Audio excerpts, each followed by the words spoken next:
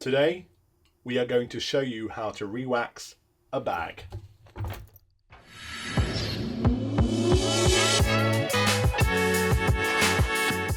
Now, before we get started, you're going to need a few things. Tissue paper, lint roller, brush, leather conditioner if your bag needs it, wax, a heat gun or hairdryer, and some rubber gloves. Let's get into it. Before we get to the bag itself, it's really important to prep the space that you're working in. I popped down some tissue paper to soak up excess wax and all that type of thing. Just keeps things nice and clean, easy to roll up and throw away at the end without having to damage anything. Now you might wonder, why do we re-wax a bag? Well, it's simple. With a bit of care and love, you can keep these bags going for decades and decades and decades. What I do is really simple. Firstly, this bag has been soaked for about 24 to 48 hours. In a plastic tub with Dawn dish soap or anything like that, anything gentle, just let it soak, empty it, let it soak, empty it. You're going to do that about 3 times over the 48 hours. This is where our brush is going to come in. Always take the chance when you're re-waxing to clean a bag up in general. The cleaner the surface, the better the wax application is going to be. You don't want anything on top, just real simple, just brush it off. You're going to get rid of anything you can. So when we come to waxing, it's looking at as clean a surface as possible. So that way, you're not going to get anything stuck in the wax, you're not going to have any uneven surfaces, and it's going to soak up as much as possible.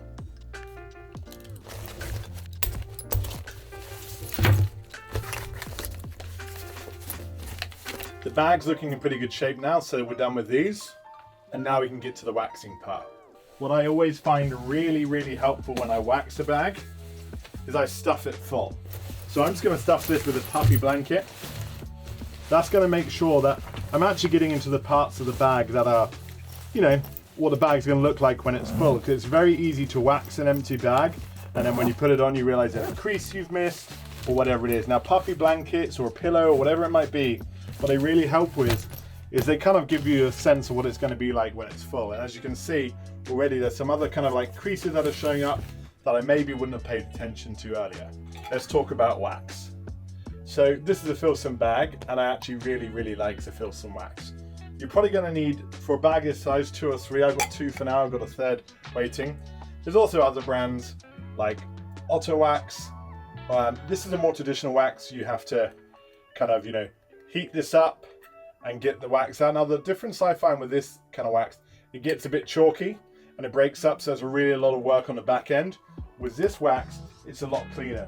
I find the same with the bar soap type wax. I just like kind of sticking to the brand that it's made for, and as I'm going to show you when I pop this can open, this is going to be really nice and supple, and once we're gloved up in a minute, it's going to be really easy to apply. So really simply, we're going to pop open our wax, and you're going to take, not too much, I'd say this much at a time, kind of a couple of fingers worth.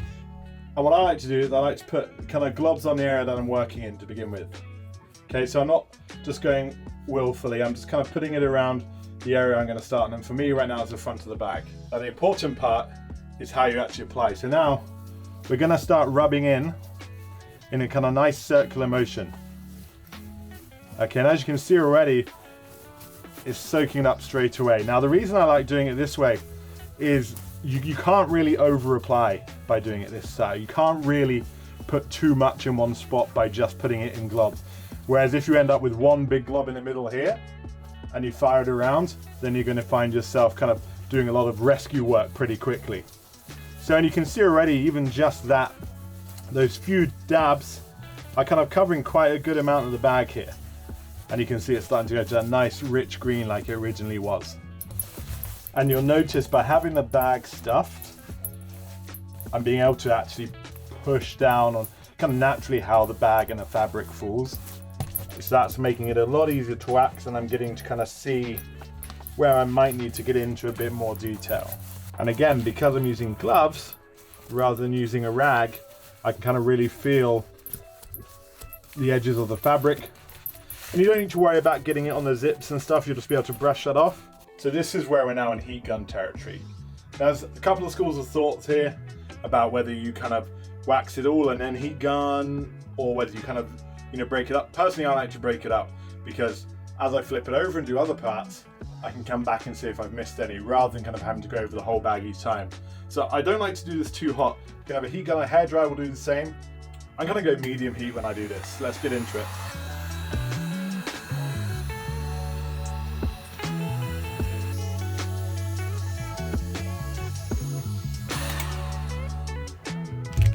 You can kind of see the difference between the waxed and the unwaxed here, right? You can see unwaxed, you can see the waxed already. And this is pretty smooth already, there's not much residue on my hands. So, you know, you're gonna keep doing this until you feel. Now, if you've over applied, you don't need to worry. Like, as you dry it off, you can just take a bit of kitchen towel and just dab it off. But this is looking pretty good so far. It's not feeling too tacky. So I'm just gonna keep going through this until this side's dry enough for me to move on. So just so you can get an idea, if I bring this in nice and close, you can kind of see it's got a nice sheen to it. Now that's all the waterproofing that you get from the oil wax. Now you'll be able to tell if you've got too much because it will actually almost look like water droplets on top. Thankfully we haven't got any of that here yet, but you'll literally be able to see it'll look like water droplets as the wax struggles to melt because there's not enough fabric for it to go into. And like I say, if you find that, you just get a bit of kitchen towel and you just dab as you go. Now we're looking pretty good here. The front panel's done. You can see we're pretty matte in most areas. We're a little shiny down here, but I'll reheat that later. You can see I've moved the buckles out of the way so I can get to the sides. But again, I just want to show you the difference here in the coloring. So this is non-wax and this is wax. So you can see how much darker it is. That's because the fabric has soaked in the wax, which now is going to add some weatherproofing again.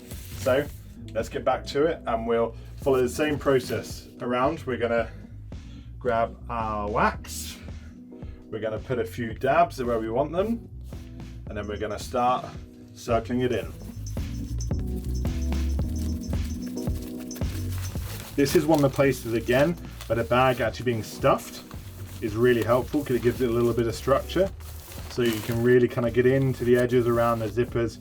You know, you want to cover every bit of waxed fabric that you can, and this applies to any wax bag, whether it's a full zip one like this or whether it's, you know, a partial clamshell or panel loader. You want to cover as much as you can, and you know, like I say, don't be afraid to use too much wax. You can always wipe off any excess. Better to have more than not enough. I'm about a third of the tin in, and I've kind of done, you know, I've done maybe, well, done 2 out of the 5 panels I'm intending to do.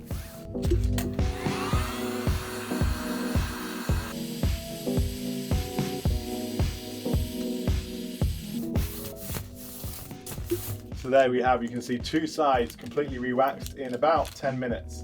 So this is where, like, you know, when you're seeing this, when you're re-waxing your bag, these are the areas you really want to get into. Anytime it's getting that kind of white, anytime you're seeing more of the fabric bare, you know, if I lift this up, you can kind of see, you're gonna be able to see some of the fabric a little clearer there. Those are the areas you really want to get into with your wax most when you're re-waxing.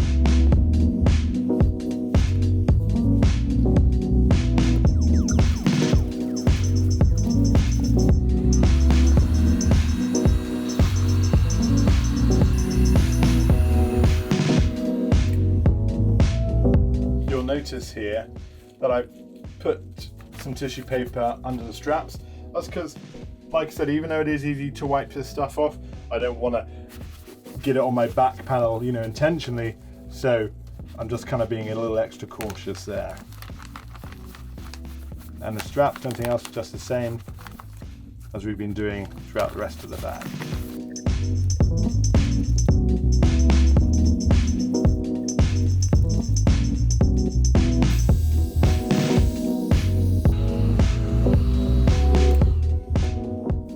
So once you've gone all around the bag, at least once, you just kind of want to inspect. You want to see if you're missing any around the creases. Now, a lot of Filson bags obviously have these leather pull tabs here. If you're using conditioner, just any, I use the boot conditioner I have for a pair of Chelsea boots.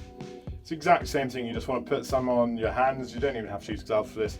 And you're just kind of going to massage it. And these are actually in really good shape. And that will just make sure the leather's not drying out at all.